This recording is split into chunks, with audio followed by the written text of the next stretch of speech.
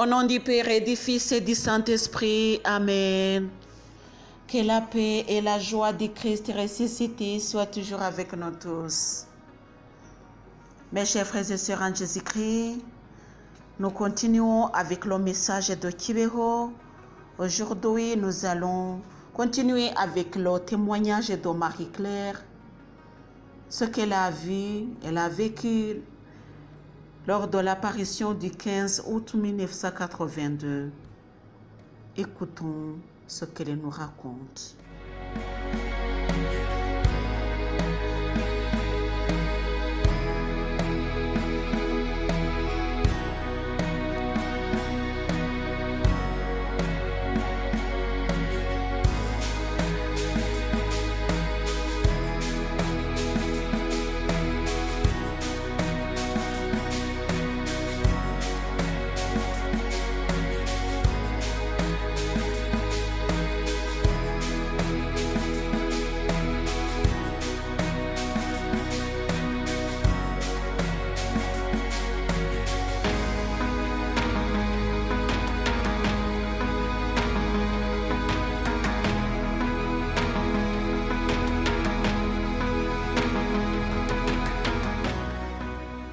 Marie-Claire a vécu l'apparition de l'Assomption 1982 d'une manière différente de celle d'Alphonsine et Nathalie.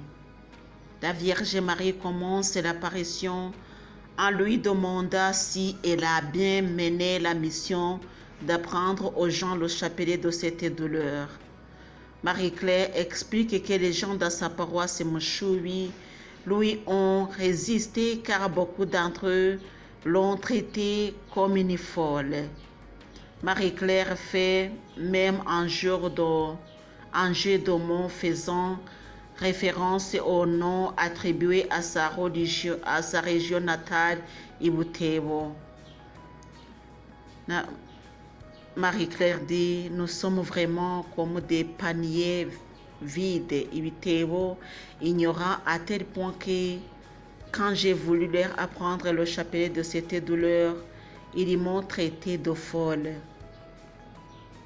Ce qui est étonnant, c'est que ceux qui m'ont persécuté ainsi, ce sont eux qui ont été saisis par la grâce et qui ont commencé le lendemain à l'enseigner.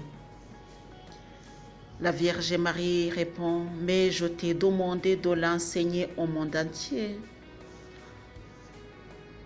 Marie-Claire dit, je m'en remets à vous pour tout, pour que vous m'aidiez, autrement je ne saurais pas comment faire.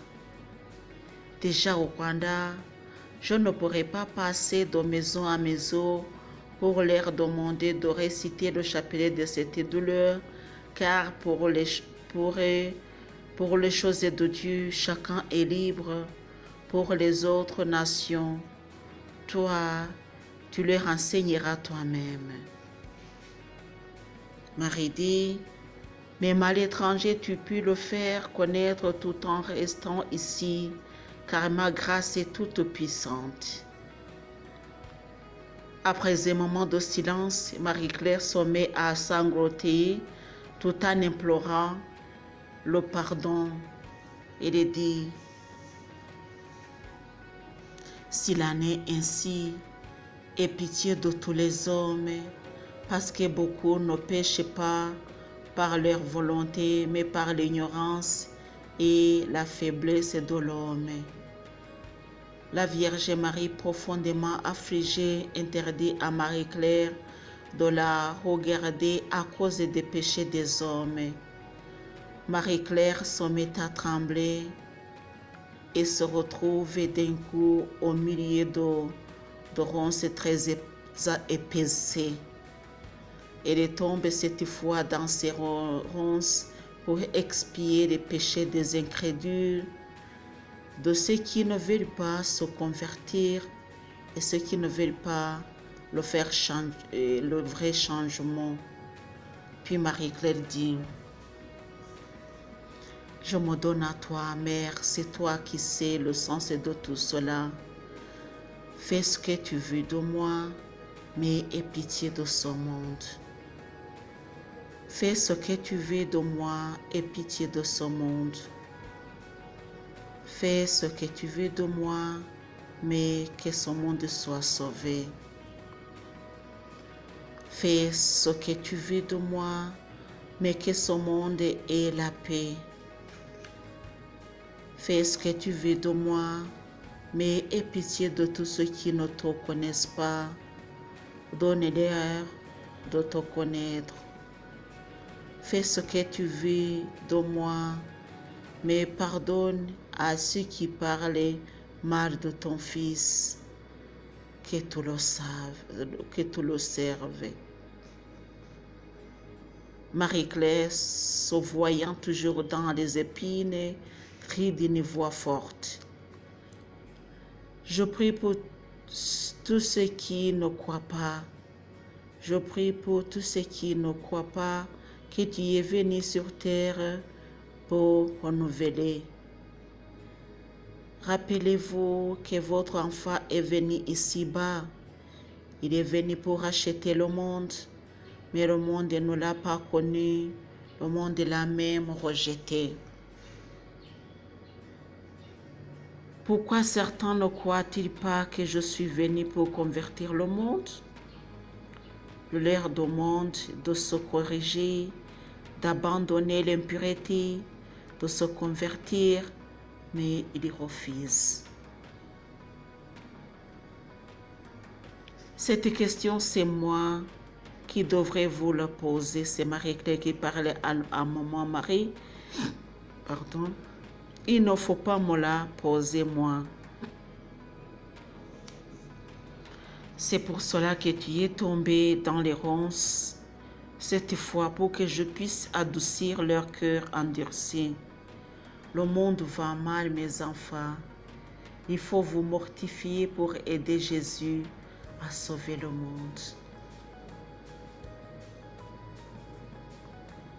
Marie-Claire dit, je me suis donné à vous, faites de moi ce que vous voulez. Que ceux qui combattent Dieu se mettent à le servir.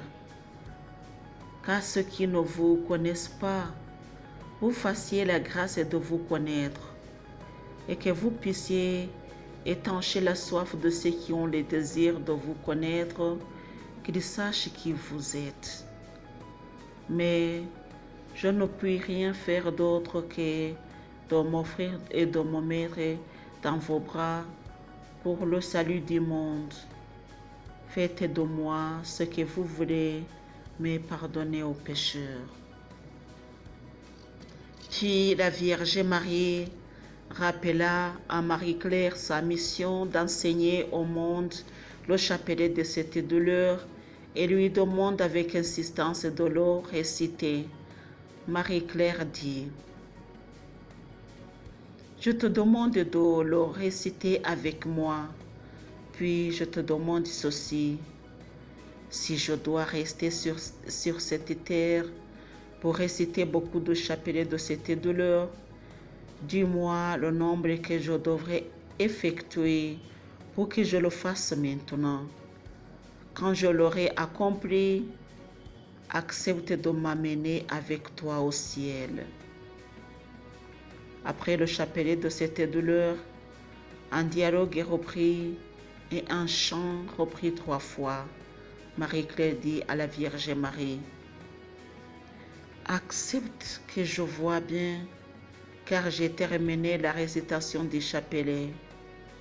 Il commence à se frotter les yeux et dit, maintenant je vois encore moins. La Vierge Marie lui interdit de se frotter les yeux, mais de plutôt chanter. Mère de miséricorde, garde présente à notre cœur les souffrances de Jésus.